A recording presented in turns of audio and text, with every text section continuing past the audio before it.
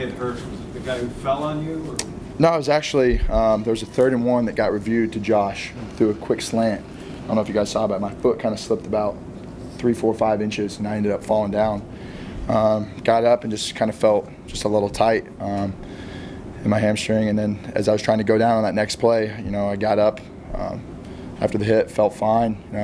Shoulders feel good, head feels good. Just took a hit. I was like ready to hop back in, ready to go, and just took up and felt like I was cramping. And then, as I kept walking more and more, I was like, it just felt like something that I hadn't experienced before, and figured, I needed to get checked out. And pretty frustrating. At that time, obviously, if I needed to go back in, I was 100% ready to do that for the team. Brian was out there, Brian was in a rhythm, so stuck with that. But I wasn't at 100%, so I wouldn't expect it to be out there unless I absolutely had to be.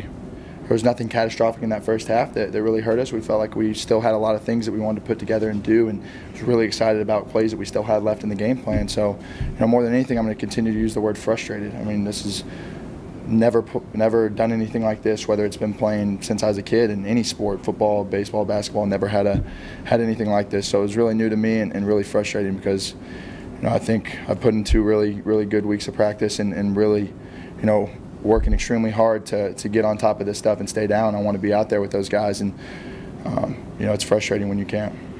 This was a learning process for me, and regardless of what happens moving forward into this last game of the season, this has really been a great thing for me, a very positive thing for me to get in here with these guys. And this week we're going through the walkthrough and going through everything. I was a lot sharper and a lot more on top of this stuff. And I think these guys, see me and see that I'm in the building really putting in a lot of work, and I want to be the guy. And that's what I want to do, and that's what I want to be for this organization. So for me, if anything, this has motivated me more to head into this offseason with, we had a better team than we've had here in years past, and we need to capitalize on these guys we have coming back next year and the talent that we do have on this roster that, our coaching staff and our management has put on this team. So, if anything, it makes me more hungry to work into this offseason and get with these guys and stay on top of this stuff and come back next year and come out and try and have some success early in the season and sustain that, through a season. But, that's obviously a long way from now. But, just the way my mindset's flipped from going,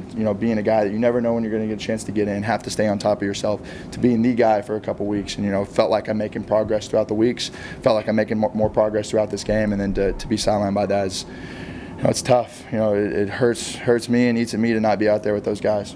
Thanks, Johnny. Appreciate it. Thanks, guys.